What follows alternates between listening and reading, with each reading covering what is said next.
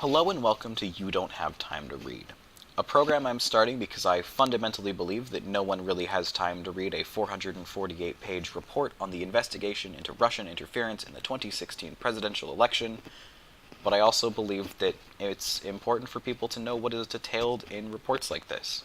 There are so many political documents that come out that no one has time to read. No one has time to get into the actual details, the nitty-gritty of what's happening that is significantly impacting our contemporary political world.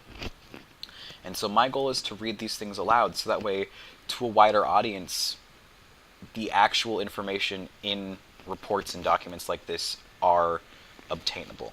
And so if you listen to this on your commute while doing dishes, listening to it at 2x speed, at least you are getting presented with the information that's in a report like this in a way that you honestly never will, aside from some dude narrating it in his living room. So, this is the report on the investigation into Russian interference in the 2016 presidential election. This is volumes 1 and 2 I will be reading, as submitted by Special Counsel Robert S. Mueller III in March 2019. As we go through this, there will be some sections that are redacted, many of which are because it's a harm to ongoing matter to have it printed, or personal privacy is why they have it redacted. I'll explain that it's redacted, and I'll denote why it's redacted. Obviously, I won't read it because I can't, because it's redacted. And without further ado, let's jump into Volume 1. Introduction to Volume 1.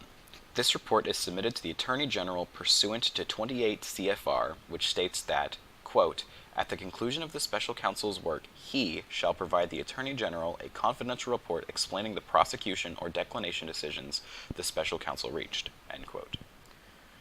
The Russian government interfered in the 2016 presidential election in sweeping and systematic fashion. Evidence of Russian government operations began to surface in mid-2016.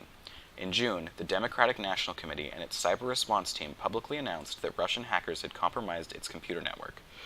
Releases of hacked materials, hacks that public reporting soon attributed to the Russian government, began that same month. Additional releases followed in July through the organization WikiLeaks, with further releases in October and November. In late July 2016, soon after WikiLeaks' first release of stolen documents, a foreign government contacted the FBI about a May 2016 encounter with Trump campaign foreign policy advisor George Papadopoulos.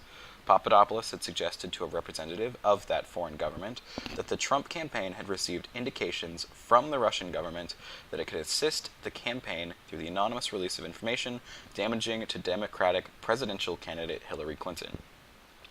That information prompted the FBI on July 31, 2016 to open an investigation into whether individuals associated with the Trump campaign were coordinating with the Russian government in its interference activities. That fall, two federal agencies jointly announced that the Russian government, quote, directed recent compromises of emails from U.S. persons and institutions, including U.S. political organizations, end quote, and, quote, these thefts and disclosures are intended to interfere with the U.S. election process, end quote. After the election in late December 2016, the United States imposed sanctions on Russia for having interfered in the election. By early 2017, several congressional committees were examining Russia's interference with the election. Within the executive branch, these investigatory efforts ultimately led to the May 2017 appointment of Special Counsel Robert S. Mueller III. The order appointing the Special Counsel authorized him to investigate, quote, the Russian government's efforts to interfere in the 2016 presidential election, end quote, including any links or coordination between the Russian government and individuals associated with the Trump campaign. As set forth in detail in this report, the Special Counsel's investigation established that Russia interfered in the 2016 presidential election principally through two operations. First, a Russian entity carried out a social media campaign that favored presidential candidate Donald J. Trump and disparaged presidential candidate Hillary Clinton. Second, a Russia intelligence service conducted computer intrusion operations against entities, employees, and volunteers working on the Clinton campaign, and then released stolen documents. The investigation also identified numerous links between the Russian government and the Trump campaign. Although the investigation established that the Russian government perceived that it would benefit from a Trump presidency and worked to secure that outcome, and that the campaign expected it would benefit electorally from information stolen and released through Russian efforts, the investigation did not establish that members of the Trump campaign conspired or coordinated with the Russian government in its election interference activities. Below we describe the evidentiary considerations underpinning statements about the result of our investigation and the special counsel's charging decisions, and we then provide an overview of the 2 volumes of our report. The report describes actions and events that the special counsel's office found to be supported by the evidence collected in our investigation. In some instances, the report points out the absence of evidence or conflicts in the evidence about a particular fact or event. In other instances, when substantial, credible evidence enabled the office to reach a conclusion with confidence. The report states that the investigation established that certain actions or events occurred. A statement that the investigation did not establish particular facts does not mean there was no evidence of those facts. In evaluating whether evidence about collective action or multiple individuals constituted a crime, we applied the framework of conspiracy law, not the concept of, quote, collusion. In doing so, the office recognized that the word, quote, collude was used in communication with the acting attorney general confirming certain aspects of the investigation's scope, and that the term has frequently been invoked in public reporting about the investigation. But collusion is not a specific offense or a theory of liability found in the United States Code, nor does a term of art in federal criminal law. For those reasons, the office's focus in analyzing questions of joint criminal liability was on conspiracy as defined in federal law. In connection with that analysis, we addressed the factual question whether members of the Trump campaign, quote, coordinated, a term that appears in the appointment order, with Russian election interference activities. Like collusion, quote, coordination does not have a settled definition in federal criminal law. We understood coordination to require an agreement, tacit or express, between the Trump campaign and the Russian government on election interference. That requires more than the 2 parties taking actions that were informed by or responsive to the other's actions or interests. We applied the term coordination in that sense when stating in the report that the investigation did not establish that the Trump campaign coordinated with the Russian government in its election interference activities. The report on our investigation consists of 2 volumes. Volume 1 describes the factual results of the special counsel's investigation of Russia's interference in the 2016 presidential election and its interactions with the Trump campaign. Section 1 describes the scope of the investigation. Sections 2 and 3 describe the principal ways Russia interfered in the 2016 presidential election. Section 4 describes links between the Russian government and individuals associated with the Trump campaign. And Section 5 sets forth the special counsel's charging decisions. Volume 2 addresses the President's actions towards the FBI investigation into Russia's interference in the 2016 presidential election and related matters, and his actions towards the Special Counsel's investigation. Volume 2 separately states its framework and the considerations that guided that investigation. Executive Summary to Volume 1, Russian Social Media Campaign. The Internet Research Agency, also known as the IRA, carried out the earliest Russian interference operations identified by the investigation, a social media campaign designed to provoke and amplify political and social discord in the United States. The IRA was based in St. Petersburg, Russia, and received funding from Russian oligarch Yevgeny Prigozhin. Those will be bad, sorry. And companies he controlled. Prigozhin is widely reported to have ties to Russian President Vladimir Putin. There is now a line and a half that is redacted and just says harm to ongoing matter. In mid-2014, the IRA sent employees to the United States on an intelligence gathering mission with instructions, and again, there is now a 3-line reduction that says harm to ongoing matter. The IRA later used social media accounts and interest groups to sow discord in the U.S. political system through what it termed information warfare. The campaign evolved from a generalized program designed in 2014 and 2015 to undermine the U.S. electoral system to a targeted operation that by early 2016 favored candidate Trump and disparaged candidate Clinton. The IRA's operation also included the purchase of political advertisements on social media in the names of U.S. persons and entities, as well as the staging of political rallies inside the United States. To organize those rallies, the IRA employees posed as U.S. grassroots entities and persons and made contact with Trump supporters and Trump campaign officials in the United States. The investigation did not identify evidence that any U.S. persons conspired or coordinated with the IRA. Section 2 of this report details the office's investigation of the Russian social media campaign. Russian hacking operations. At the same time that the IRA operation began to focus on supporting candidate Trump in early 2016, the Russian government employed a second form of interference: cyber intrusions, hacking, and releases of hacked materials damaging to the Clinton campaign. The Russian intelligence service, known as the Main Intelligence Directorate of the General Staff of the Russian Army, the GRU, carried out these operations. In March 2016, the Russian GRU began hacking the email accounts of Clinton campaign volunteers and employees, including campaign chairman John Podesta. In April 2016, the GRU hacked into the computer networks of the Democratic Congressional Campaign Committee, the DCCC, and the Democratic National Committee, the DNC. The GRU stole hundreds of thousands of documents from the compromised email accounts and networks. Around the time that the DNC announced in mid-June 2016 the Russian government's role in hacking its networks, the GRU began disseminating stolen materials through the fictitious online personas DC Leaks and Guccifer 2.0. The GRU later released additional materials through the organization WikiLeaks. The presidential campaigns of Donald J. Trump, the Trump campaign, or just the campaign, showed interest in WikiLeaks releases of documents and welcomed their potential damage to candidate Clinton. Beginning in June 2016, there is a small redacted section, forecast to senior campaign officials that WikiLeaks would release information damaging to candidate Clinton. WikiLeaks' first release came in July 2016. Around the same time, candidate Trump announced that he hoped Russia would recover emails described as missing from a private server used by Clinton when she was Secretary of State. He later said he was speaking sarcastically. There's another redacted sentence. WikiLeaks began releasing Podesta's stolen emails on October 7, 2016, less than 1 hour after the U.S. media outlet released a video considered damaging to candidate Trump. Section 3 of this report details the office's investigation into the Russian hacking operations, as well as other efforts by Trump campaign supporters to obtain Clinton-related emails. Russian contacts with the campaign.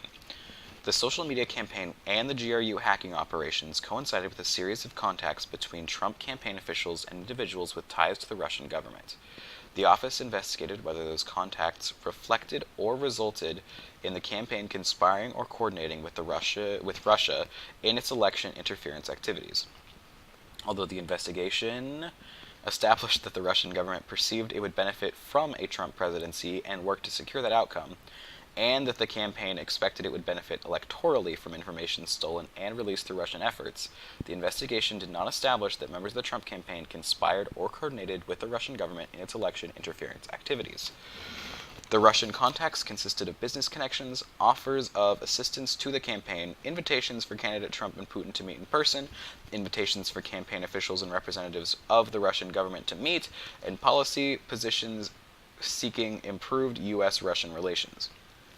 Section 4 of this report details the contacts between Russia and the Trump campaign during the campaign and transition periods, the most salient of which are summarized below in chronological order.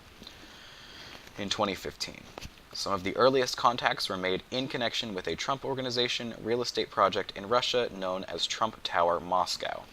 Candidate Trump signed a letter of intent for Trump Tower Moscow by November 2015, and in January 2016, Trump Organization executive Michael Cohen emailed and spoke about the project with the Office of Russian Government Press Secretary Dmitry Peskov. The Trump Organization pursued the project through at least June 2016, including by considering travel to Russia by Cohen and candidate Trump.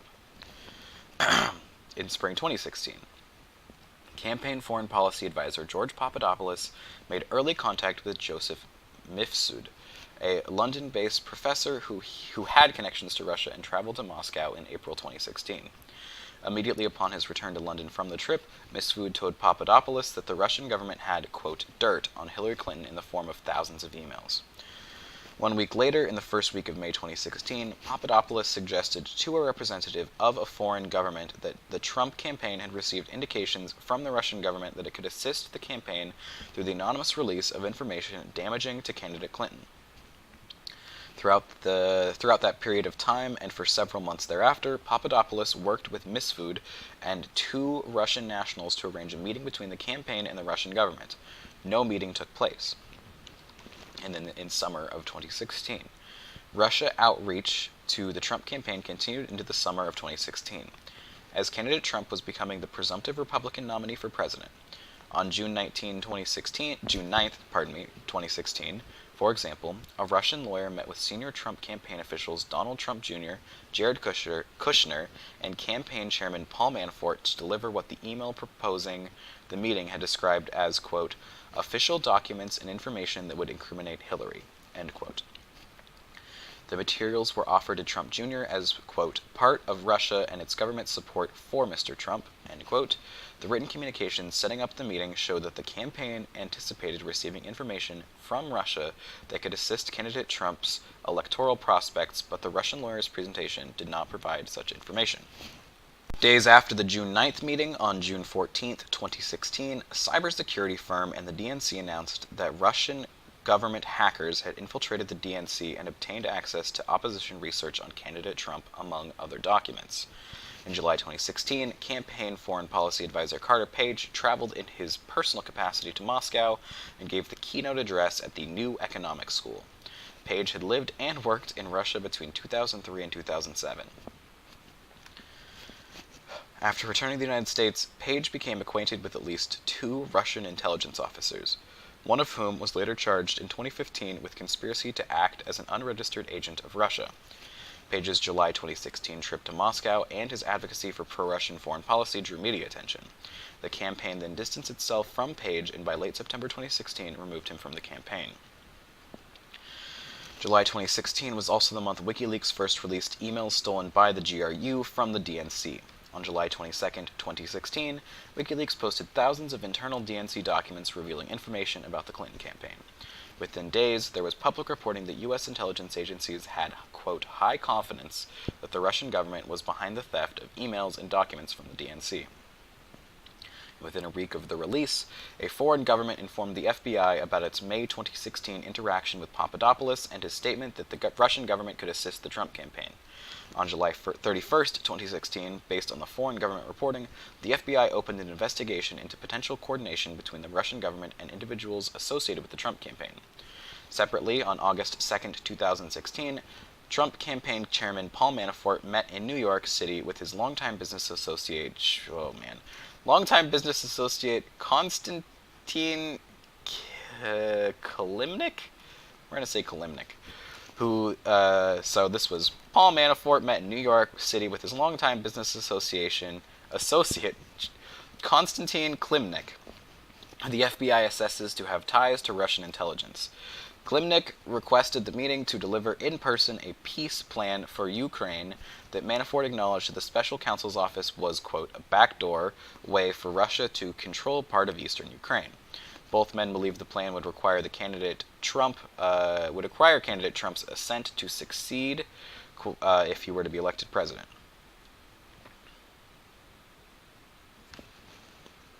They also discussed the status of the Trump campaign and Manafort's strategy for winning Democratic votes in Midwestern states. Months before that meeting, Manafort had caused internal polling data to be shared with Kilimnik, and the sharing continued for some period of time after their August meeting. Fall 2016. On October 7th, 2016, the media released a video of candidate Trump speaking in graphic terms about women years earlier, which was considered damaging to his candidacy. Less than an hour later, WikiLeaks made its second release, thousands of John Podesta's emails that had been stolen by the GRU in late March 2016. The FBI and other U.S. government institutions were at the time continuing their investigation of suspected Russian government efforts to interfere in the presidential election.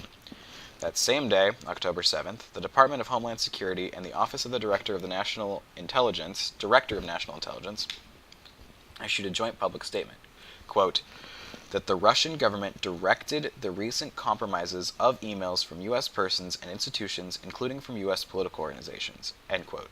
Those, quote, thefts and the, quote, disclosures of the hacked materials through online platforms such as WikiLeaks, the statement continued, quote, are intended to interfere with the U.S. election process, end quote.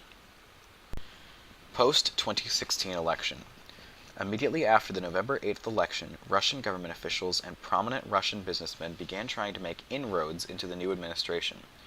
The most senior levels of the Russian government encouraged these efforts. The Russian embassy made contact hours after the election to congratulate the president-elect and to arrange a call with President Putin.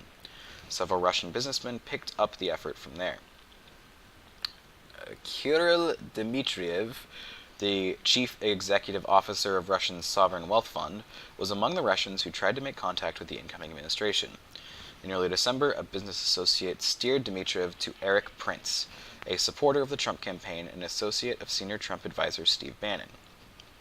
Dmitriev and Prince later met face-to-face in January 2017 in the Seychelles? Oh, I should know that word. And discussed U.S.-Russian relations. During the same period, another business associate introduced Dmitriev to a friend of Jared Kushner, who had not served on the campaign or the transition team. Dmitriev and Kushner's friend collaborated on a short written reconciliation plan for the United States and Russia, which Dmitriev implied had been cleared through Putin. The friend gave that proposal to Kushner before the inauguration, and Kushner later gave copies to Bannon and incoming Secretary of State Rex Tillerson. On December 29, 2016, then President Obama imposed sanctions on Russia for having interfered in the election.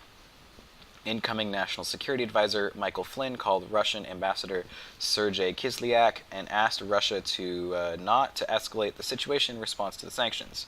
The following day, Putin announced that Russia would not take retaliatory measures in response to the sanctions at that time. Hours later, President-elect Trump tweeted, quote, "Great move on delay by V. Putin," end quote. The next day, on December 31st, 2016, Kislyak called Flynn and told him the request had been received at the highest levels and Russia had chosen not to retaliate as a result of Flynn's request. On January 6, 2017, members of the intelligence community briefed President-elect Trump on a joint assessment, drafted and coordinated among the Central Intelligence Agency, FBI, and National Security Agency, that concluded with high confidence that Russia had intervened in an election through a variety of means to assist Trump's candidacy and harm Clinton's. A declassified version of that assessment was publicly released later that same day.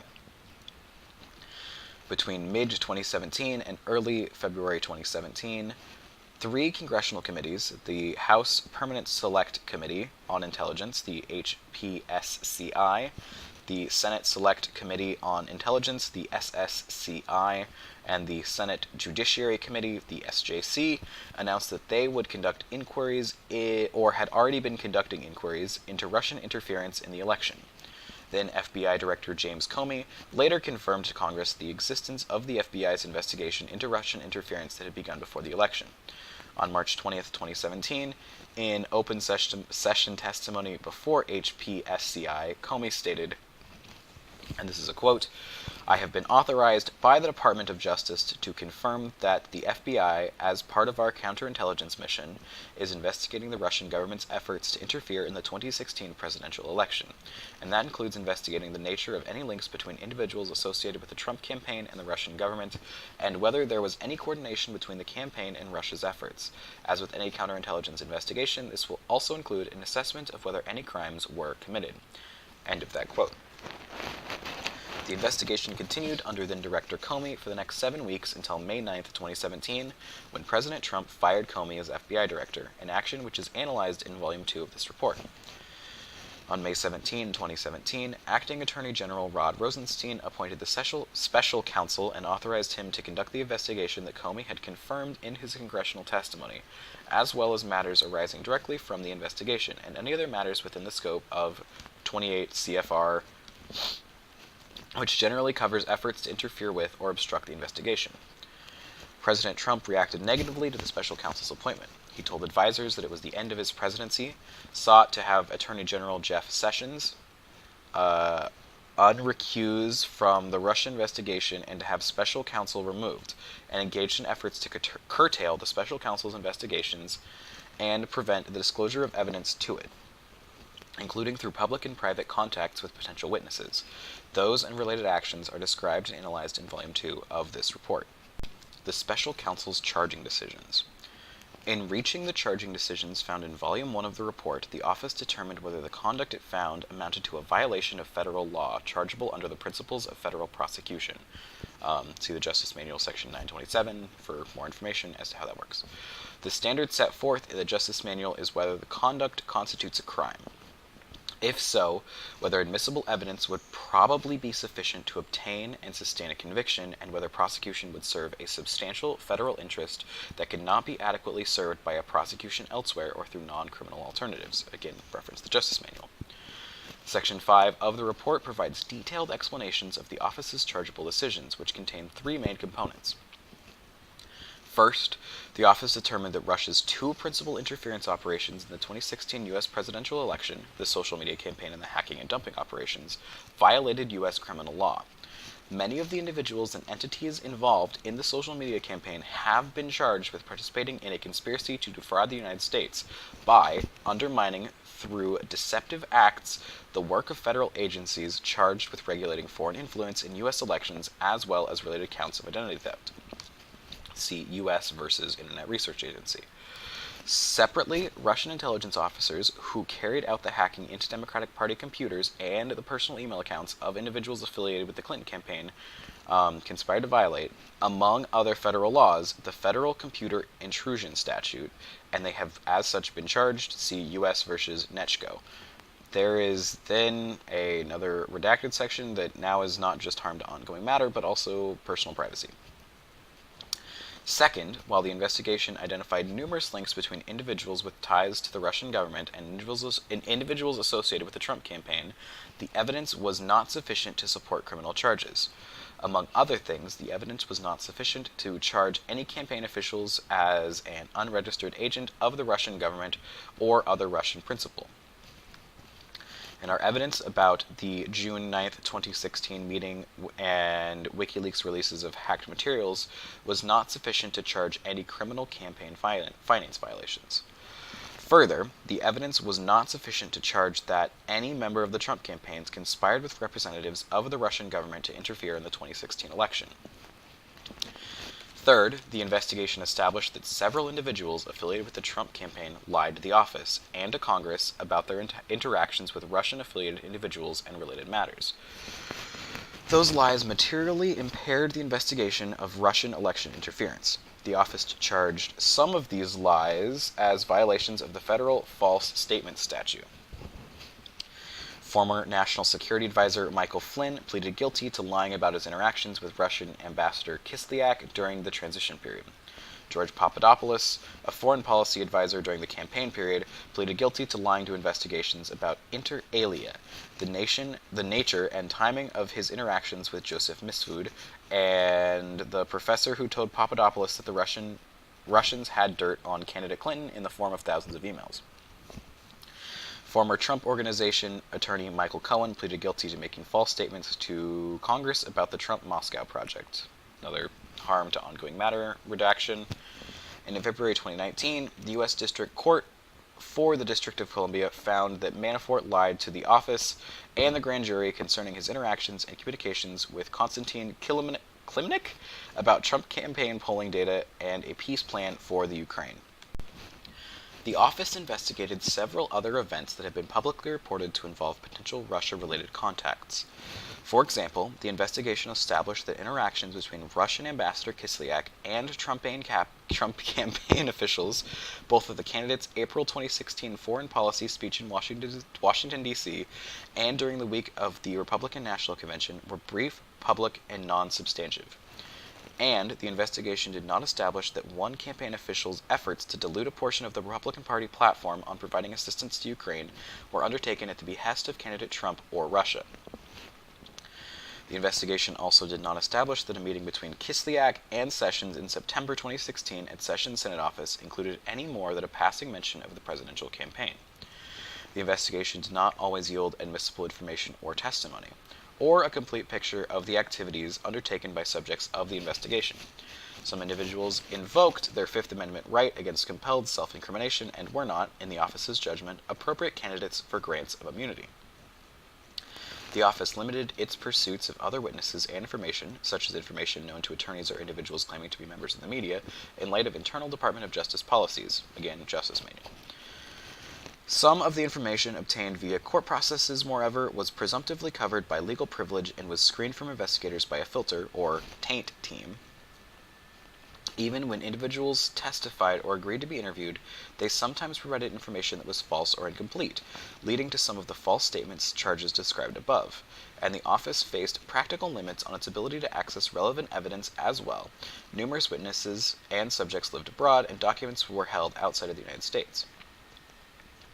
Further, the office learned that some of the individuals were interviewed or whose conduct we investigated included some associated with the Trump campaign, deleted relevant communications, or communicated during the relevant period using applications that feature encryption or do not provide for long-term retention of data or communications records. In such cases, the office was not able to corroborate witness statements through comparison to contemporaneous communications or fully question witnesses about statements that appeared inconsistent with other known facts. Accordingly, while this report embodies factual and legal determinations that the office believes to be accurate and complete to the greatest extent possible, given these identified gaps, the office cannot rule out the possibility that the unavailable information would shed additional light on, or cast in a new light, the events described in this report. That is the end of the brief summary at the start of this whole thing. Wow, I didn't realize how long this was going to take. That took about an hour to record for 30 minutes of video. I will continue with this project later, but I have to go write a paper for now, so thank you.